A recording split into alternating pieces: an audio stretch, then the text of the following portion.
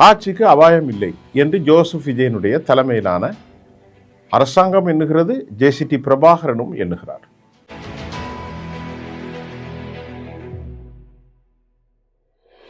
அந்த லெட்டர் பேடில் கொடுக்கப்படுகிற ஆதாரத்தின் அடிப்படையிலே சபாநாயகர் அந்த கட்சியை யாரை நியமிக்கணும், கொறடா யார், சட்டமன்ற தலைவர் யார் என்பதையெல்லாம் கட்சியினுடைய பொதுச் செயலாளர் மட்டும்தான் எடுக்க முடியும்.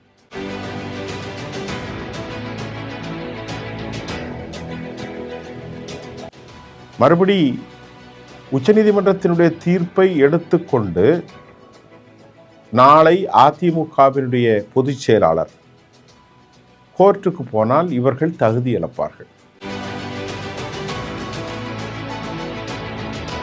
தமிழ்நாட்டில் திரு விஜய் ஆட்சிக்கு வந்த உடனே அவசரப்பட்டு அந்த ஒரு எம்எல்ஏவை ஏன் குதிரை பேரத்திலே வளைக்க வேண்டும் என்ற கேள்வி எழுகிறது.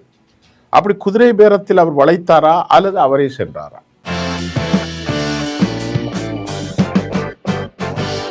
நேர்களே, தற்போது தமிழ்நாடு சட்டமன்றத்தில் மிகப்பெரிய குழப்பம். கட்சி தாவல் தடை சட்டத்தின்படி தற்போது நடிகர் விஜயனுடைய ஆதரவு நிலை கேள்விக்குறியாக ஆகியிருக்கிறது. சட்ட ரீதியாக சட்ட மாண்புகள் மற்றும் பொது சமூகத்தில் ஏற்பட்டிருக்கக்கூடிய பல வினாக்களுக்கு விடை தேடும் இந்த பார்வையில்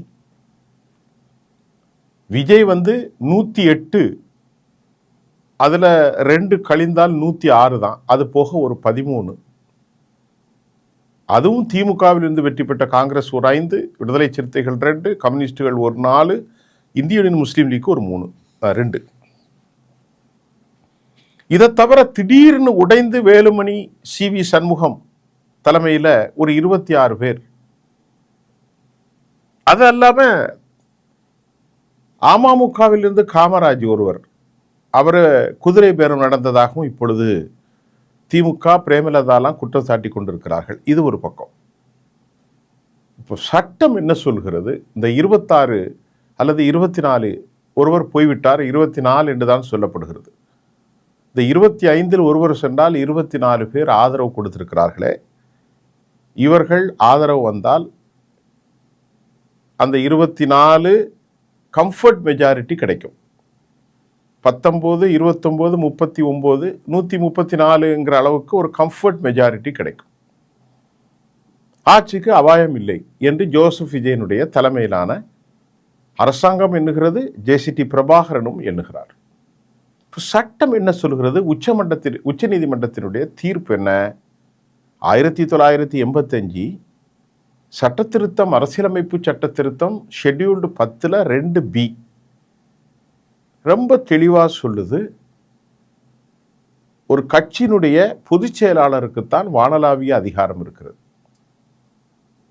அப்படி பார்க்கின்ற போது சபாநாயகர் என்ன செய்ய வேண்டும்? சபாநாயகருக்கு எந்த ஒரு நடவடிக்கையும் கட்சியினுடைய பொதுச் செயலாளர் கொடுக்கக்கூடிய உத்தரவாதத்தின் அடிப்படையிலும் அஃபீஷியல் ரெக்கார்டு, அதாவது அஃபீஷியல் ரைட்டிங் த்ரோ அவருடைய அந்த லெட்டர் பேடில் கொடுக்கப்படுகிற ஆதாரத்தின் அடிப்படையிலே சபாநாயகர் அந்த கட்சியை யாரை நியமிக்கணும், கொறடா யார், சட்டமன்ற தலைவர் யார் என்பதையெல்லாம் கட்சியினுடைய பொதுச் செயலாளர் மட்டும்தான் எடுக்க முடியும்.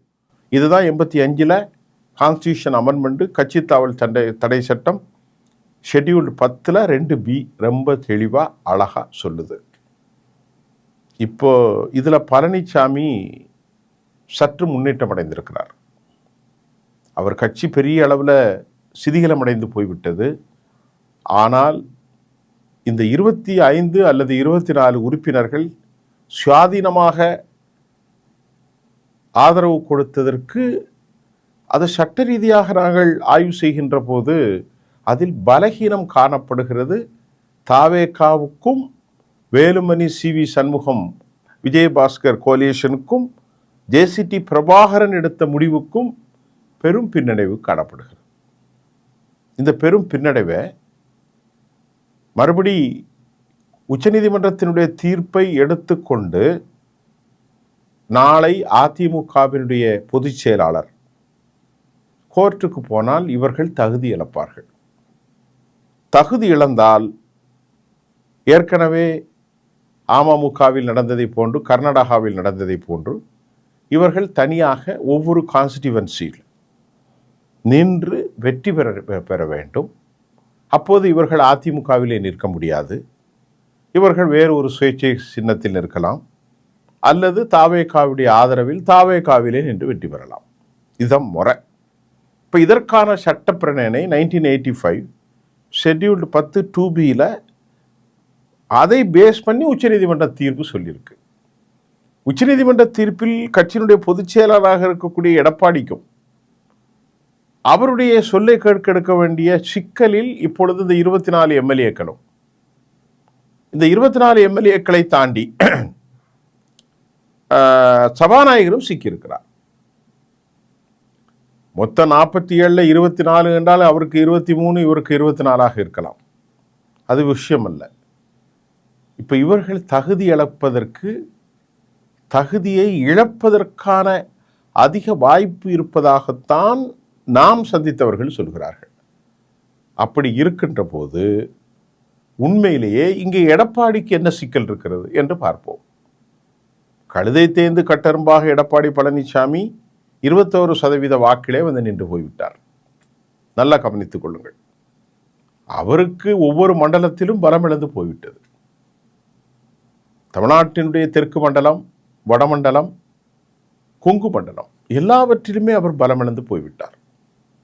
திருமதி சசிகலா அவர்கள் இங்கே சிபி சண்முகம் வடக்கு மண்டலத்தில், வேலுமணி, புதுக்கோட்டை பகுதிகளில் விஜயபாஸ்கர். அப்போ இப்படி ஒவ்வொரு மண்டலங்களிலும் கட்சியினுடைய முகமூடியாக இருக்கணும். ஓபிஎஸ் ஏற்கனவே போய்விட்டார். எல்லோரும் இவருக்கு எதிரான மனநிலையில் வருகின்ற போது கட்சி வெற்றி பெறாது, பெருத்த கேவலத்தில் மாட்டிக்கொள்வார் எடப்பாடி. அப்படி ஒரு சூழல் வந்தால் இந்த 26 எம்எல்ஏக்களும் தோல்வியடைந்து விட்டால், 24 எம்எல்ஏக்களும் தோல்வியடைந்து விட்டால் அவருடைய பலம் குன்றிவிடும். 47 24 போய்விடும், 23 போய்விடும். அதற்கு மேல் யாரும் ஜெயிக்கவில்லை என்றால் அவர் ஜெயிப்பதற்கான வாய்ப்பும் இல்லை.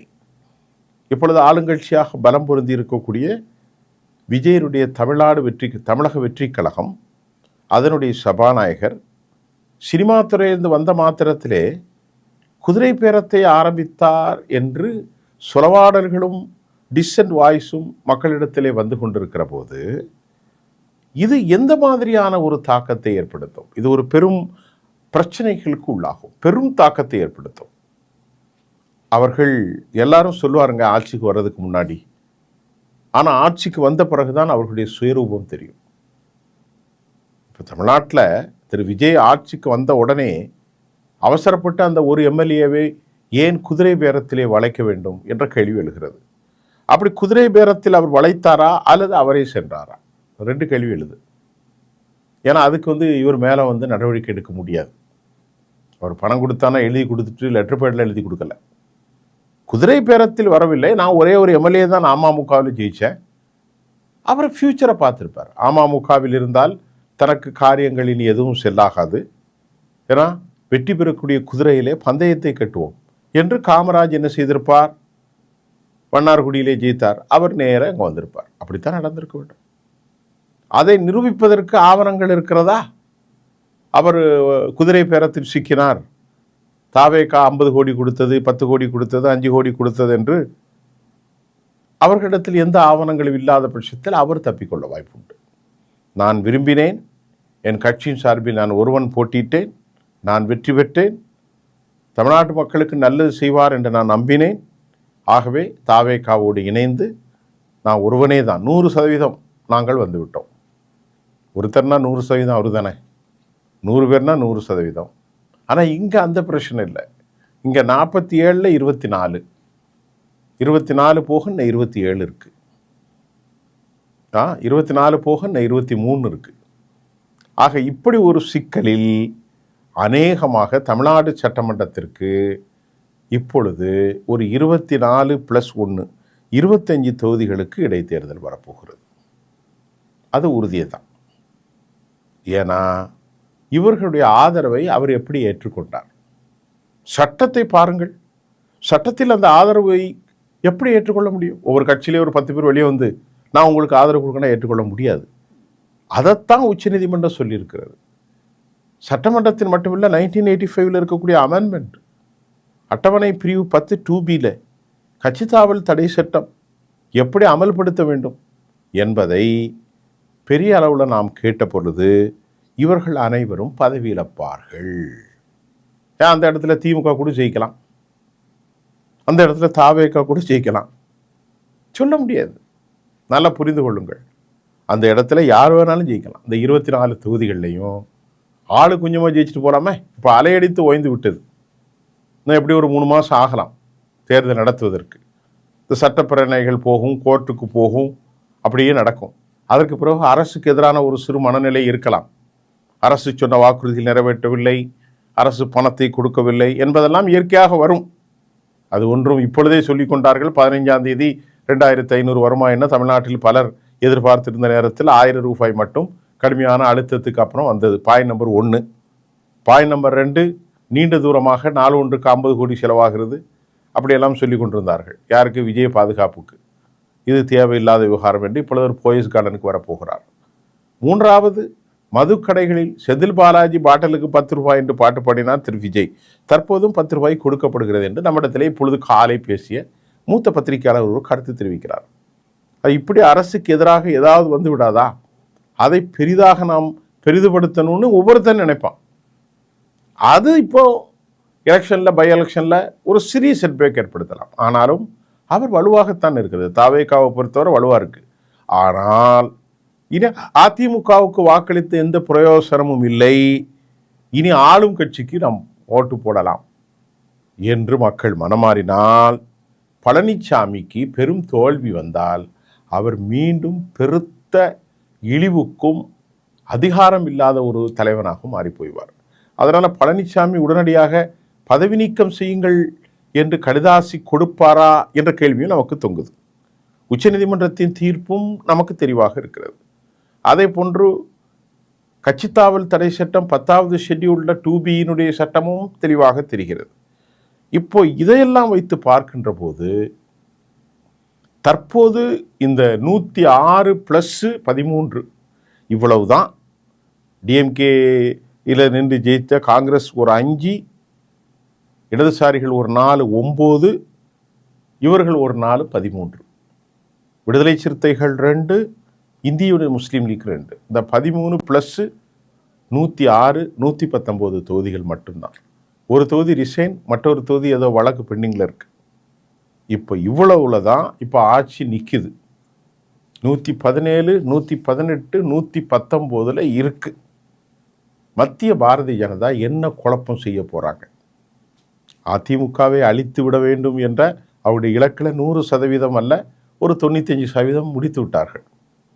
இப்போ அவங்கள்ட்ட இருக்கிற ஒரே எம்எல்ஏ போஜராஜனா யாரோ ஒருத்தர் அமைதியாக உட்கார்ந்துருக்காரு. 900 ஓட்டில் ஜெயிச்சார். ஆனால் தாவேகாவை தன் வளையத்துக்குள் கொண்டு வருவதற்கு என்ன செய்ய போகிறார்கள்? மதச்சார்பற்ற அணி என்று சொன்னாலும் இப்பொழுது அதிமுக பழனிசாமி கையில் இருக்கிறது. பிரிந்து போகியவர்கள் சட்ட போராட்டங்கள் நடத்தி அதற்கு தீர்வு எட்ட முடியாது. அது இன்னும் சட்ட போராட்டம் தான். ஆக இந்த நிலையில் அமித்ஷா இதற்கு என்ன நடவடிக்கை எடுக்க போகிறார்? தாவேகா இதை எப்படி அணுகப் போகிறது? சபாநாயகருக்கு எதிராக தீர்மானங்கள் கொண்டு வந்தால் அவர் அதை எப்படி ஜேசிடி பிரபாகரன் நீதிமன்றத்தில் சமாளிப்பார் என்பதை தாண்டி கட்சித் தலைவர், பொதுச் செயலாளர் பழனிசாமி இவர்களை இடைநீக்கம் செய்வதற்கு, பதவி நீக்கம் செய்து தேர்தலை சந்திக்க முன் வருவாராம். அப்படி வந்தால் இப்போது அவர்களுடைய ஆதரவு வெறும் 119 மட்டும்தான். இந்த 24 பேர் 25 பேரை எப்படி தேர்ந்தெடுத்தார்கள், அது செல்லாது என்றுதான் இப்பொழுது தெரிய வருகிறது. இது பெரும் சிக்கலை ஏற்படுத்தி இருக்கிறது. மீண்டும் அடுத்த செய்தியில் சந்திப்போம். நன்றி.